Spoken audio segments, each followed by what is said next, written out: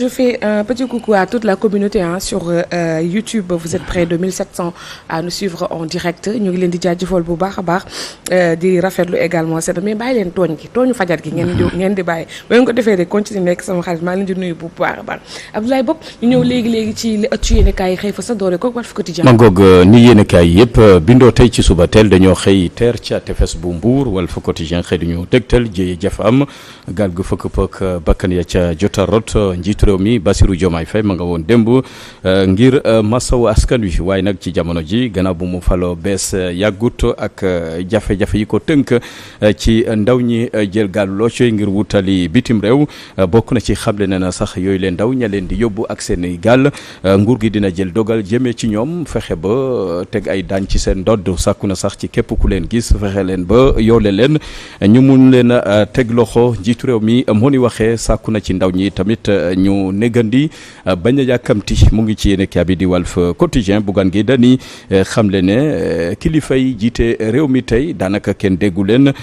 dañoo daanaka tànqam lu jafe-jafe yi ni mel waxuñu dañoo gëlëm xamatuñu fu ñu teg seen tànk Bougane Gueye Dany moo ni waxee ci biir yéenekaay bi di Walf Quotidien ne waxtu wa jot na ñu taxawu ndaw ñi jox leen xëy saafara seen i jafe-jafe mu ngi ci yéenekaay bi di Walf Quotidien. ñu dem ci journal bi lay di La Tribune. Turbine ci xëtam bu njëkk mu ngi ñuy dégtal immigration clandestine ab gaal gu këpp ca waxu Mbuur jur musiba lu toll ci téeméer ak fukk ak ñett ci ay doomi aadama yu ca jëlee seen bakkan yu ca ñàkk seen bakkan njiitu réew mi Bassirou Diomaye Faye sàkku na ci ndaw ñi ñu taaxirlu ak i tamit fexe ba ñay yóbbu ndaw ñooñu le ak seen i gaal ñu yoole leen yéen cabinet moom la am comme solution bu ñu sukkandikoo ci Turbine bokk na ci tamit li nga xamante ne mooy forum du justiciable sàkku yi tamit ñu amal assise nationale jëm ci mbëkk mi nees mun a def ba saafara mun ci am yéenekaay bi di Turbine moo ñu ko yeggee ci xëtam bu njëkk. L'évidence xëy dalal Bougane Gueye Dany njiital gëm sa bopp wax na ci mbëkk mekk jee yi ci am bokk na ci ne ndaw ñu bari boo gisee ñu jël gaal yi dañoo bëgg a am dundugu ñoŋ taxaw seen waajur mun a faj soxla ak yeneen ba tax na nguur gi waru leen a tànqamlu ci seen i jafe-jafe jot na ñu fexe ba itamit xool solution bi gën a gaaw ngir mbëkk mi mun fee jógee Bougane Gueye Dany moo ni waxee ci biir yéenekaay bi di L'évidence moom njiitu réew mi Bassirou Diomaye Faye ca tefes bu Mbuur ñu ngi koy seen ci biir yéenekaay bi sàkku na itamit ñu jël matuwaay yi war ngir jàmmarloog ñi tëgg gaalu locco yooyu le di yóbbu ndaw ñi ca bitim réew ci anam yu dëppoowul ak yoon. ñu dem ci bés bi le jour. bés bi le jour ne njiitu réew mi Bassirou Diomaye Faye wax nag ndawu Sénégal bokk na ci tamit ne ndar xëyta sotti lépp ñu ngi ci yoon ngir itamit taxaw askan wi ngir saafara am ci jafe-jafe yi ci fànn yu bari rawatina wàllu ndaw ñi ndaw ñooñu le sax nañu taaxirlu xamle solution mu ngi ñëw maanaam saafara seen i jafe-jafe ñu ngi ci tànk yooyu le Cheikh Issa Sall maire bu Mbour wax na rakkam ba capitaine u gaal ga yóbbu woon ay ndaw ca bitim réew te mujjuta sotti bokk na ci ñamu yóbbu woon ci njabootam ay jege ñaaleem gannaaw ay doomu capitaine u gaal googule am na lu tolloog fukki doomi aadama ak ñaar yoo xamante ne ay jarbaatu Cheikh Issa Sall lañu ñoom ñëpp daanaka dañoo faf des ci biir ndox mi Bougane Gueye Dany ma nga woon ca Mbour ngir wàllu askan wa ak itamit masawu leen mu ngi ci yéenekaay bi di bés bi le jour. yor bi Aïcha Diakhaté ma nga ca Mbour fala yoru démb njiitu réew mi Bassirou Diomaye Faye ma nga foon démb masawu na askan wa itamit fàttali ne bile mbir nguur gi dina ci wut pexe ñu ngi ci seen Pape Malick Ndour mi xam le ne wàllu immigration clandestine kenn waru ko politiser maanaam waruñu cee dugal politique Astou Dione xam le ne débat politique bi dañ ko war a génne ci mbirum mbëkk mi te xool itamit ban solution yan pexe la ñuy indi bees ngir saafara mun cee am ngir mbir gi ni mel mun a doon les bonnes lippoon. L'info ci xëtam bu njëkk Bougane Gueye Dany daanaka dal na ci Ousmane Sonko ak Bassirou Diomaye Faye mi mu ne dañoo laaj ci soxla ndaw ñi ba tax na ndaw ñu bari daanaka amatuñu yaakaar ci réewum Sénégal ña ngay langaamu ci gaalu locco yi ngir wuti koom ca bitim réew bokk na ci li xew ci réew mi doon jéeya jaroon na daanaka ñu am journée goo xamante ne dañ koy déjale ñooñe masawu leen ak itamit ñaanal leen bokk na ci deuil national amul waaye nag dund nañ ko ci xol yi Bougane Gueye Dany moo ni waxee L'info mu ngi ñuy wax nganuk njiitu réew mi ca Medina Baye Cheikh Mahi Ibrahima Niass xalif ba rafetlu rafetlu taxawaayu njiitu réew mi Bassirou Diomaye Faye ne yéene gu mu am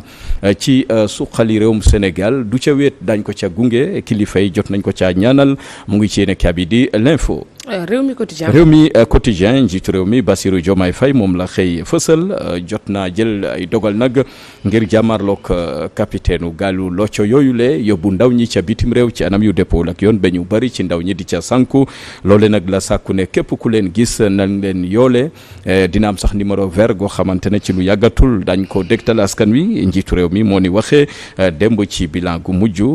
fanweeri doomi aadama ak juróom-ñeent yoo xamante ne daanaka teerse wu ñoo ko bakkan ay néew la ñu mujjee doon ñoom la ñu mujjee gis ci waaxu Mbuur mu ngi ci yéene kaabi di réew mi quotidien ñu dem ci le quotidien. le quotidien mu ngi ñuy dégtal assemblée nationale laaj daal di samp ndax dañ ko tasam déet ndax tey la fukki fan ak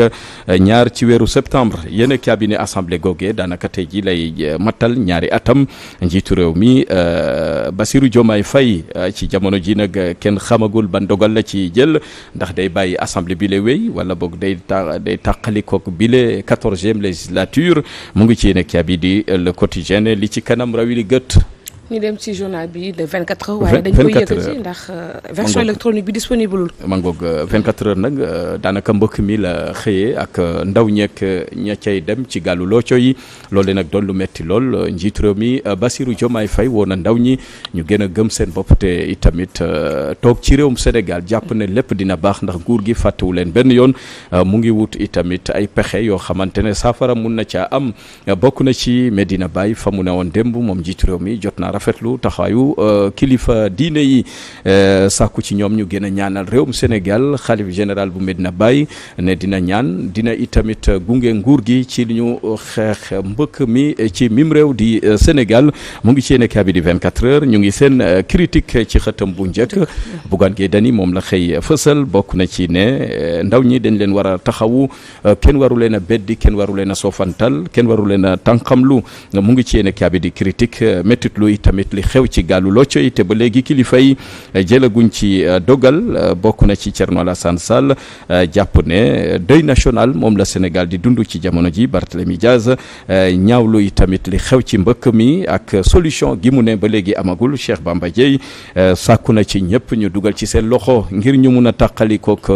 Barça wala Barsaq mu ngi ci yéene kaa bi nga xamante ne mooy critique ci xëtam bu njëkk. ñu dem ci le mandat. le mandat mu ngi ñu dégtal jooje am ca waaxu Mbuur classe politique bi maanaam woy politique yi dañuy bàyyi ba jàll ñu doog a door ca watit wa dañuy bàyyi ba jéey ak musiba am ñu doog a teew di jël matuwaay yéene kaa bi di la mandat moo ñu ko yëggee ci xëtam bu njëkk tasum assemblée nationale nag doon na yu teel lool avenir Sénégal bi ñu bëgg mu ngi ci yéene kaa bi di la mandat. ñu dem ci source A. source A Aïcha Diakhaté li ci yéeme mooy la xew ca Mbuur bokk na ci waajoo xamante ne dafa demoon ne meeku ji mbir ya waaye nag bu mu lu ko jaaxal mooy waajuram la ca seen mu faatu ci mbëkk moomule mu ngi ci yéene kaabi di source ci xëtam bu njëkk mu ngi ñuy dégtal yi tamit lu waaju ci coow li ne cobboy ci ministre gi ñu dénk wàllu paj mi xamle woon ne itamit lu jëm ci CV ya muy jot balaa muy def dara day xool ndax ka moom CV ba militant Pastef am lam déet mu ngi ci yéene kaabi jafe-jafe yi tamit ci payum primo suñu basketteuses yi yéene cabinet jafe-jafe ya ca am mu ngi ci yéene cabinet di Source A. Sud Quotidien Sud Quotidien Aïcha Diakhaté génnagul ci tefes bu Mbuur fa la xëy teer démb xeex mbëkk mi dondu yitteel Bassirou Diomaye Faye ba tax na jël na matuwaay jëmee ci ñi daanaka jël gàllu locco yooyu le rawatina ña nga xamante ne ñooy yëpp di yóbbu ca bitim réew jaare ko ci géej gi ci anam yu dëppoo ak yoon ñooñu nag sàkku na ci kenn ku ne ci askan wi foo leen seen yoole leen ba ñu mun a jël matuwaay jëmee ci ñoom tasuma assemblée nationale nag ci jamono ji daanaka gaal dem na géej daañu xool ndax dañ ko matal tey wala dañu bàyyi bi le pencum ndaw réew mi mu wéy mu ngi ci yéene kaa bi di Sud Quotidien. ñu jeexale ko Le Soleil. Le Soleil lañ ko jeexale bokk na ci jafe-jafe am ci mbëkk mi njiitu réew mi Bassirou Diomaye Faye jël na ci matuwaay ne nguur gi du seetaan mukk ndaw ñi di sanku ci géej gi rawatina ñi nga xamante ñooy daanaka tëgg seen gàllu locco bëgg cee yëbb ay doomi aadama yóbbu leen ci anam yu gënut ñooñee sax daañu jëflante saafonteeg ñoom njiitu réew mi moo ni waxee sàkku ci ñëpp ñu mun leen a yoole ndax seen jëf rafetul bokk na ci ne numéro vert ci lu yàggatul dañ ko dégtal askan wi waaye nag masawu na ñi nga xamante ne ñoo loru ci mbëkk mi mu ngi ci yéenekaay bi di Le Soleil ci xëtam bu njëkk yéma fu ñu jeexale tënk yéenekaay yi dañ ci dikkaat incha allah na mu gën a yaatoo Aïcha Diakhaté ma bàyyi la ak doyen Pape Sané nga feggoog moom ci actualité bi mu am ci taxaw seetlu ca na mu gën a yaatoo. en tout cas mbégteeg bànneex la ñuy am saa su nekk Abdoulaye Bopp di la dalal ci plateau réveil bi nga jukkil ñu nag xibaaru li nga xam ne moom moo di suba si toftal ci nag li nga xam ne moom moo di lii yéene kaayu tey gi je pense que nag actualité bi bari na teewute mais je pense que ñaari ponk rek moom moo ci doon yi ci ñu gën a partagé mooy ba tey drame bi nga xam ne am na ca Mbour ba ay doomi aadama waaw ñu bàyyi la nga dem parce que yow tamit rajo ba mu ngi lay xaar en attendant ñun dinañ dabu foofu noonu liggéey bi à partir de 8h pour la synchronisation fii nag maa ngi fi ak Pape Sané comme tantôt annoncé moo ñuy disséquer puis commenter ñu l'actualité de ce matin ci l'actualité vue par Pape Sané alors léegi sans plus tarder dinañu ñëw waxtaanee li nga xam ne moom moo di actualité bi nga xam ne nii Abdoulaye Bob jot na ko faram-fàccee ci li ëtt yéenekaay yi xëy fasal en attendant bu fekkente ne Aïkouna Dieye jege si na rek moom tamit mu daal di approché wu ak invité le temps que ñu leen dala parce que aujourd'hui aussi on va parler de l'environnement comme nu ñu koy defee alxames gu jot sans pour autant xaarale ki nga xam ne moo di Ibrahima Anne ci chronique juridique bi muy def tamit alxames gu jot ci réveil matinal bi l'invité actu de ce matin ça il sera là tout à l'heure avec Xoxan Ndong tey nag moom damay def balaa maa dem ci Pape Sané administration nag am na ñuy liggéey vraiment macha allah. dañoo xam ne nii moom dañuy liggéey et sur ce coup moom dama si am xarit bu bees Khady Bey Sow dama koy nuyu bu baax a baax moom elle se reconnaîtra en tout cas ci samay propos ci disponibilité am mais gentillesse am également xarañteefam ci wàllu liggéeyam donc di ko ci def un petit coucou parce que c'est une nouvelle amie que j'ai eue alors je suis très contente en tout cas d'échanger avec elle Khady Bey Sow te def un petit coucou ci réveil bi alors Pape Sané gis nañ ne actualité bi nag ñaari ponk quand même bokk na yi ñu gën a partagé et c'est dommage c'est difficile mais il faut qu'on en parle et c'est un fait bu nga xamante ne nii ça date pas d'aujourd'hui ça date pas d'hier ni avant hier xam naa ne yàgg na lool bi ñuy waxtaanee li nga xam ne moo di immigration clandestine je pense que les années 2000 dafa gën a fës parce que boobu peut-être réseaux sociaux yi commencé na ñëw xarale yi gën nañ ko diffuser mais également déegi di gën a bari phénomène la boo xamante ne nii tey il faut ñu statuer ci bu baax a baax mais aussi statuer ko ci anam gi nga xam ne ni am nañu régime bu bees mais ban taxawaay li nga xam ne moom lañ ci war a am démb président Bassirou Diomaye Faye def na quand même benn déclaration ci Mbour mais àddina opération yoole lu ci am solo la te yoole boobu je pense pas que c'est pas aujourd'hui laa ko mos a dégg ndax yow mii yàgg nga ko alerter. tout à fait soxna Aïcha gannaaw bu ñu jaalee ña nga xam ne ñoo ci ñàkkale di masawu waa Mbour ak waa Sénégal gi yëpp dañuy am encore difficulté waxaat ci sujet bi man moom daanaka du ma ne une famille du ma ne proche sax mais c'est des membres de ma famille yi nga xam ne ñu ngi bokk nañ ci voilà mais pour dire vrai Aïcha bu ñuy wax de question migration en général c'est une question bi nga xam ne ça touche tous les pays dëkk yëpp rawatina dëkk yi nga xam ne comme sunu yos yi dañu ndóol am des populations jeunes yi nga xam ne amuñu benn perspective donc dëkk yooyu moom la lii nga xam ne mooy immigration gën a frappé il faut également reconnaître que ñi fi jot a jaar à part le pouvoir du président Senghor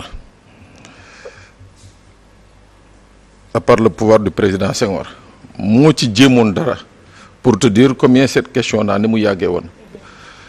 président Senghor ak Mamadou Dia pour fixer les Sénégalais dañu imposer woon un visa de sortie maanaam sénégalais ni ngay utee jee visa ambassade balaa ngaa génn état du Sénégal moo lay autoriser nga génn waaw visa boobu ñu ngi ko dindi visa de sortie boobu ñu ngi ko dindi en 1978 su ma juumul la ko Senghor dindi donc loolu yëpp c'était pour téye askanu Sénégal sur place avec le président Abdou Diouf amoon na effectivement li nga xam ne mooy émigration bi parce que ci moment yooyu nañu commencé gis ni que géej gi nga xam ne moo doon principale source de revenu ñi nga xam ne mooy nappkat yi géej gi commencé na ñi koy jël di ko jox nasaraan yi di ko jox chinois yi di ko jox indien yi di ko jox ñeneen ak ñeneen ba nga xam ne nappkatu Sénégal yi pour ñu am sax la ñuy téye wala la ñuy indi si waax yi c'était une difficulté foofu la nañu remarqué les premiers départs ci pirogue yi waaw ci les entre 1989 90 91 à partir de 92 nag Sénégal 92 gannaaw ba nga xam ne bi ñuy organiser Coupe d'Afrique dañu daanaka saraxee licence yi pour financer la Coupe d'Afrique donc gaal yu ndaw yi mënatuñu am jën foofu la affaire bi commencé accentuer di avec le pouvoir du président Wade affaire bi gën a yokku président Macky Sall affaire bi gën a yokku nguur gi di soog a egsi affaire bi ñëw nuyu si leen loolu qu'est-ce que ça veut dire? Ça veut dire que on n'a pas encore pris le temps soxna Aïcha oui d'asseoir une bonne politique migratoire. dañuy waxante dëgg et on le dit on le répète je ne cesse de le dire d'autres le disent Sénégal amagul politique migratoire. On n'a pas de politique migratoire la preuve soo ko xoolee même dans la dénomination des directions sax da ngay gis ne que la question migratoire. gars yi dañ ko teg fële. On te parle de Sénégalais de l'extérieur les Sénégalais de l'extérieur ils sont pas tellement concernés par la migration bi nga xam ne moom mooy la migration clandestine bi ñuy tudd parce que la véritable question c'est la migration clandestine du la migration bi nga xam ne moom la état di jël en compte mooy aji kuna ut visa am dem toog Italie wala dem toog beneen dëkk loolu la état du Sénégal jël en compte alors que loolu c'est pas une question c'est véritablement pas la question migratoire la question migratoire mooy ñi nga xam ne ñooy jël géej gi wala nekk ci désert bi wala fii ci biir Afrique fii génn dem toog benn dëkk fii wala ainsi de suite c'est véritablement ça les questions bi nga xam ne moom lañu état bi war a teg sur place pour asseoir ce qu'on appelle une politique migratoire léegi sur ce qui s'est passé je suis tout à fait d'accord avec ceux-là qui disent que cette question ne doit pas être politisée man dama jàpp ni que ñii koy politiser amuñu yërmande parce que dama wax ñeenti nguur yi fi juróomi nguur yi fi jaar yëpp ku ci nekk la nga ci teg comme jéego ak échec ba nga ci am donc c'est pas une question bi nga xam ne dañ ko war a politiser c'est une question bi nga xam ne dañ ko war a teg sur la table la place publique tous les Sénégalais c'est une question d'intérêt national c'est une question bi nga xam ne ça concerne tous les Sénégalais yëpp ñëw bu ñëwee ku ci nekk indi sa xam-xam ça doit pas être une question fermée ça doit pas être une gestion exclusive de l'État du Sénégal la preuve tey état bi comme ñun Sénégalais on a que non l'arme pour pleurer moo tax nag dañu war a toog waxtaan ko ci penc bi bu ñu jógee ci loolu Aïcha cette question-là man je vais l'aborder sur 3. mais Pape Sané par avant ngaa dem fa ci 3 points yooyu est-ce à dire que tey opposants yi nga xam ne dañuy profité ci régime bu bees bi pour dina wax ne dañoo lajjat dañoo xamul fu ñu teg seen tànk yëpp fi li ñuy wax teguñu ko fenn. non c'est une question boo xam ne dafay yàgg il faut qu'on en parle. La preuve ñi toog tey ci nguur gi ils en ont fait une question politique bi Macky Sall nekkee fii. malheureusement tey l'histoire les rattrape. est-ce que voilà moo tax ma ne ça ne doit pas être une question politique. On l'a politisé sous Wade on l'a politisé. On l'a politisé sous Macky Sall et on va la politiser sous Bassirou Diomaye Faye sans pour autant chercher des solutions pour endiguer ce fléau. Voilà keneen ku fi ñëwaat ce sera la même chose dañ koy politiser donc moo tax ma ne waruñu ko politiser. dañ ko war a teg ci penc bi ku ci nekk ñëw indi sa xalaat. donc dama doon ne lii dama koy buñ koy analyser dañ koy analyser ci ñetti pàcc. premier bi mooy ñun suñu société on a une très grande responsabilité. dëgg la très grande responsabilité bu ñu toogee ci dëkk le père de famille que je suis démissionne. La mère de famille qu'elle est démissionne parce que jàpp na ni que le fils du voisin doomu voisin bi dem na yàlla wërsëgal na ko on ne sait pas comment. ñëw na donc par la force ñëpp dañu war a dem. loolu mooy sunu problème mu société c'est un problème bi nga xam ne nag moo tax ma ne ñëpp dañu war a toog parce que ñii di dem xoolal gaal gi. je connais une dame bi nga xam ne c'est quasiment une cousine nattam la teggi 2 millions jël ñeenti doomam dugal ñoom ñëpp des nañ ci. mais imaginez kooku tey jii man elle a beau être ma parente mais man dama ne yoon daf ko waroon topp yoon daf ko war a topp. quelle que soit douleur bu mu munte am yoon daf ko war a topp parce que lii dal ay doomam daf ci am une part de responsabilité. c'est sacrifier toute une génération. xoolal ñeneen ak ñeneen ñi nga xam ne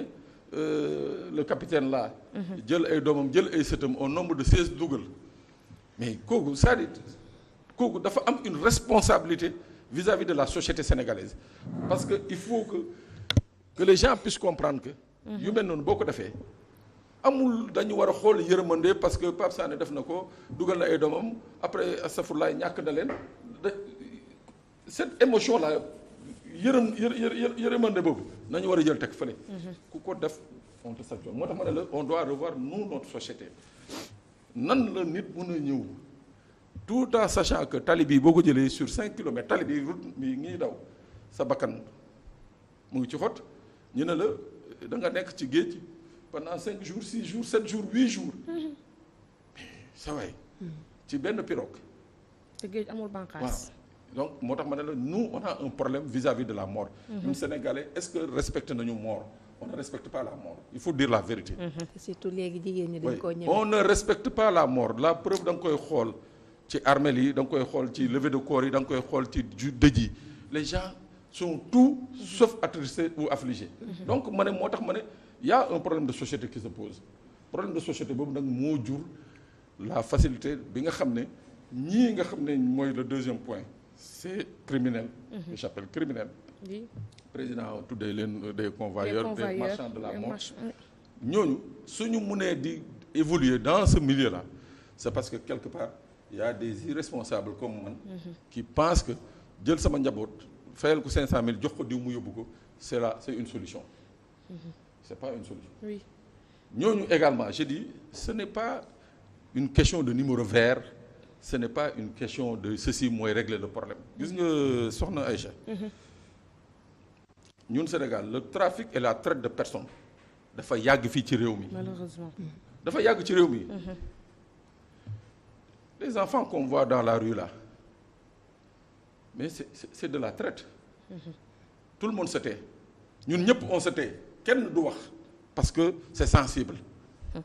ñun ñëpp on se tait. on voit ay doomu jàmbur yu jógee réew ak réew nekk fii ci réew di fanaan ci mbedd yi ainsi de suite tout le monde se tait tout le monde regarde à gauche parce que voilà on dit que c'est sensible nangam sangam mais tey ces marchands de la mort là ci ay kër nañu dëkk. ci ay quartier nañu dëkk notoirement connu dañuy waxtaan démb fii mën na ne amul benn gox ba nga xam ne gaal dana fa déparé te waa dëkk bi xamuñu ko c'est pas possible les gens le savent mais tout le monde se tait. c'est comme quartier yi ni ñu ko doon waxee benn jaaykatu yàmba mu ngi fii di jaay yàmba am ñëpp xam nañ day jaay yàmba mais parce que bu yeewoo suba jaar ci maire Dior. jox ko lii ainsi de suite tout le monde se tait tout le monde se plaît dans ça donc mu nekkaat benn problème bi nga xam ne dañ ko war a régler moo tax ma ne un problème de numéro vert c'est pas ça le problème. le problème mooy que textes yi nga xam ne ñun dañ ko am dañ ko war a appliquer tey boo déggee fii Sénégal ñu ne la topp nañu nit pour traite wala trafic xam mooy ñan. mooy les réseaux internationaux ñu naan la benn Sri Lankais moo jógee Sri Lanka indi ay Sri Lankais fii war leen utal ay visa jaaral leen fii wala jël ay sénégalais utal leen ay visa jaar aéroport. mais kooku sax au moins mu ngi jaar aéroport. mais ñooñu dañ leen di jàpp. mais Pape Sané et nos forces de l'ordre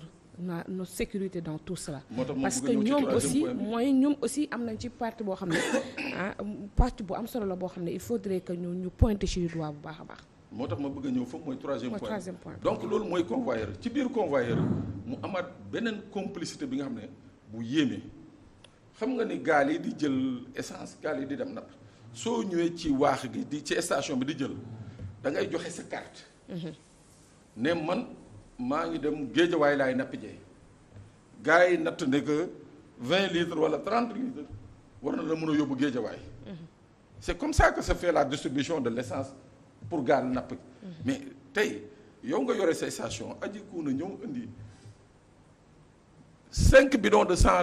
litres wala 6 wala 10 bidons de 100 litres mais nga solal ko yow mii ko jaay xam nga ni aji kuuna gaalam gi fële la jëm xam nga ko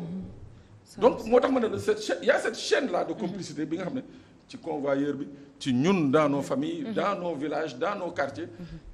affaire baa ngi ci ñii nga xam ne ñooy jaay essence. li ngay wax c'est tellement profond que après on se dit que ñun tout le monde est complice. mais tout le monde est complice tout le monde est complice dans cette affaire là moo tax j'ai dit hier tant qu'on est dans l'émotion on ne va pas régler le problème. Et puis au-delà de tout des réunions qui se font par WhatsApp par téléphone des porte à porte yooyu yëpp et puis un voyage aussi ça se prépare pas sur une semaine ni 2 semaines. c'est des mois de préparation. ça se prépare bu baax a baax a baax. les gens dama ne la amul gaal buy départ ci gox. te nit ñi xamuñu ko. c'est pas possible. quelque part am na ñu nga xam ne ils préfèrent regarder mais moi ci convoyeurs yi laay wax convoyeurs yi nga xam ne moom la ñuy gis fii nii mais ñooñu c'est la face visible. da ngay gis benn immigré sénégalais am benn xaritam tubaab nasaraan ñu ko associé wu. ne bon ñu ngi yónni diw Sénégal temps. 2 millions 3 millions pour mu defar gaal yónnee ko 1 million 500 wala 2 millions pour moteur te moteur yi nga xam ne dañu koy jënd état du Sénégal daf ko subventionné état du Sénégal moo subventionné moteur bi boo ñëwee moteur bi war a jël 5 millions mais état bi dana joxal 2 millions 500 man ma joxale 2 millions 500. alors gaal bu nar a dem minimum dana am 2 moteurs gaal bu nar a dem minimum dana am 2 moteurs. donc gis nga cette chaîne de complicité. oui. donc sa bitim réew lay nit toog yónnee xaalis. des fois sax le convoyeur day nekk Espagne toog ah. toog jàpp njàmburam xaar la preuve man am na ci enquête yi nga xam ne bi ma koy def je m'en suis rendu compte parce que da ngay toog ñu ne la gaal départ na xoolal Espagne ñoo lay njëkk woo ne la gaal départ na béréb sàngam. lu leer laa la wax Espagne ñoo lay woo ne la gaal départ na béréb sàngam. yow nga nekk fii Sénégal ñoom ñu ne la gare départ na bërëb sàngam avec tant de personnes. la certitude là boo ko amee rek c'est parce que y a une chaîne de complicité. oui loolu moo nekk benn léegi ci toujours même dans ce même. pour terminer parce que ñu war a dugg assemblée vite fait. dans ce même ordre d'idée. oui. yaa ngi waxu takk der yi je dis que encore foofu tamit y a également c'est là où j'en appelle à la responsabilité de l'État. après bu ñu ñëwee teg la question sur la place publique. État lan lay proposer. Qu'est-ce que l'État propose aux Sénégalais? Parce que du ay wax je vais faire ceci je vais faire non. da ngay acter. Ailleurs ils ont réussi parce qu'ils ont acté. Italie c'était la plus grande terre de migration au monde. Italie bii nga xam ne dañuy xëccoo di fa dem c'était l'une des plus grandes terres de migration mais ba ñu toogee xam ne que mënuñu bàyyi seen askan di génn dañu teg li tax seen askan dematul ñii demoon dellu si donc fii dañu war a def la même chose léegi ci wàllu sécurité bi. oui. xam nga pour dire vrai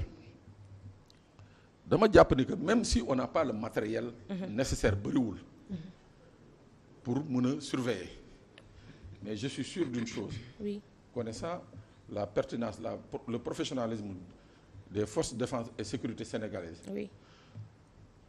ne serait-ce que benn avion laa wax buy survoler chaque jour comme le Breguet bii nga xam ne mu ngi fi woon xaw ma ndax mu ngi fi ba léegi du survoler au moins on peut endiguer à 80 voire 90% les départs. je l'espère. mais problème bi mooy zone yi ñuy départ souvent doo fa gis takk der. waaw. surtout et des fois tu te poses même des questions. Est-ce que y a pas de complicité parce que pour dire la vérité facilité bi nga xam ne moom la gaal yi di génnee alors qu'on a un CCO ici à Dakar bi nga xam ne je le dis souvent mbott bu ne pëtax fële ca Kafountine ñoom ñu nekk fii Dakar gis mbott bi dugg ci géej gi bu gaal génnee fii dem ak ay milliers de doomu Sénégal y a un sérieux problème en tout cas alors Pape Sané sans plus tarder xam naa li ñu des si waxtu bariwut mais peut-être yi ñuy dem Assemblée nationale lu tax tey jii mën nañ ne c'est une date historique parce que normalement mandat wu 14e législature bi tey la war a mën a jeex ci ñaari at yi quoi yi nga xam ne moom la constitution bi épartir et puis aussi jox tamit ndigal le président Bassirou Diomaye Faye saa bu ko bëggee tas tamit mën na ko tas au-delà du 12 septembre tey aussi le président Bassirou Diomaye Faye convié quand même à benn adresse à la nation à partir de 20h ñu bëri njortes ne le seul message qui va apporter aux Sénégalais mooy que tas naa Assemblée nationale loolu mooy doon message phare bi. bon Aïcha pour dire vrai président bu tasee tey assemblée bi war na ko tas bu ko tasul war na ko tas. dañu nekk ñoom ci politique. ñun Sénégalais yi ñoo ko fal bañ ko falee pour mu mën a def li mu bëgg a def la logique voudrait que ñu jox ko une majorité. Oui. Donc c'est de la politique. mën naa ci d'accord mais damay rappeler un peu l'histoire 2000 Abdoulaye Wade bi mu ñëwee il a trouvé ici un groupe parlementaire socialiste bi nga xam ne y avait pratiquement 90% de députés yi nga xam ne yu ko contrôlent mais pendant 1 an 3 mois tasul assemblée bi dafa toog waxtaan ak ñoom loi bu mu bëgg indi loi bu mu bëgg voter lu mu indi ko ñu voter ko loolu ça a permis de régler les questions budgétaires ça a permis de régler le fonctionnement régalien et régulier des institutions ba bi mu demee ba xam ne que war na tas mu tas assemblée 15 mois alors tey bu ñu génnee ci cadre politique c'est-à-dire génn ci gestion émotionnelle bi man dama jàpp ni que su dee ñii nga xam ne ñooy député Benno yi c'est des Sénégalais bon comme vous et moi war nañu mën a nekk dans cette logique constructive parce que waaw bëgg Sénégal war nañu nekk dans cette logique quelle est cette logique mooy que mën nañu ànd ak président ci li nga xam ne Sénégalais yi jël nañ ko ci seen pouvoir jox ko président ñu ne ko nag président ñu nag fii ak diir mun nañ la gunge ci li nga xam ne day doxal dëkk bi mais le problème qui va se poser président bu dissoudre je l'ai dit war na dissoudre bu dissoudre war na dissoudre le problème maintenant qui va se poser il faut que tamit ñu wax c'est-à-dire tey bu ñu dissoudre tey assemblée députés yi dañuy continuer di leen fay il faut que sénégalais yi xam loolu dañuy continuer di leen fay tant que la prochaine législature installé guñ waaw dañuy continuer di leen fay tant que la prochaine législature installé wuñu ko dañuy continuer di leen fay loolu mu nekk premier problème il faut dañ ko war a régler deuxième problème bi mooy lan mooy que ci budget ren ji 2024 dugalawuñ ci fenn une nomenclature bi nga xam ne concerne une élection mooy deuxième point troisième point président dafa war a am budget am à partir du 15 novembre budget boobu ay député koy voté d'accord est-ce que daañu dem ci benn cycle bi nga xam ne Sénégal ce sera sans budget mooy on va exécuter le budget N-1 waaw wala déet yàllaa xam mais une chose est sûre su dee ci biir waxtaan waa Benno mooy majorité bi nekk assemblée jàpp nañ ne que c'est une question politico-politicienne président de la République tey dafa war a tas assemblée quels que soient les risques que cela peut engendrer dafa war a tas assemblée ñu jàll ci leneen waaw bu dee nag nangu nañu toog waxtaan pour le bien du Sénégal et des Sénégalais épargner les deniers des Sénégalais xool nu ñuy waxtaanee ba voter budget bi dem ba 2025 dissoudre l'Assemblée ba loolu ba léegi c'est une solution. Très rapidement en une minute Pape Sané am na ñu naan que le président bu tasee assemblée tey ji le 12 dafay mettre en doute sa crédibilité par rapport ak décret présidentiel bi nga xam ne génne woon na ko ci ne moom jàpp na ne le 13 septembre déclaration de politique générale war na mën a am est-ce que la signature du président war na nekk au-dessus de sa réaction politique. xam nga souvent la question là pourquoi les gens le posent parce que on avait souvent l'habitude gars yi bu ñu ñëwee temps Macky Sall bu defee ñoomee ba pare ñu ne non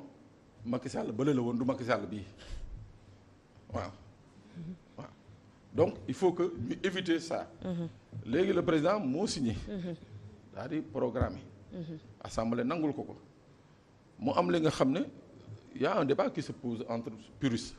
man nag du ma àgg ci débat boobu mooy maanaam aller vers ce qu'on appelle un parjure du président. Su dee dafa dissoudre assemblée avant le 13. Je vais pas aller jusque là-bas. Mais je dis que moo tax très tôt à l'entame de mon propos j'ai rappelé que c'est des politiciens.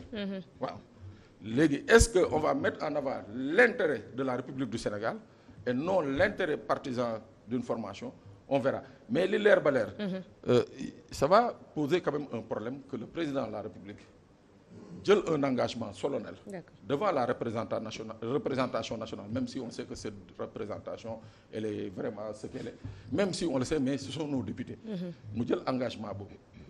je verrais mal moi Pape Sané que président de la République bala respecter cet engagement là. Ce sera un reniement bi nga xam ne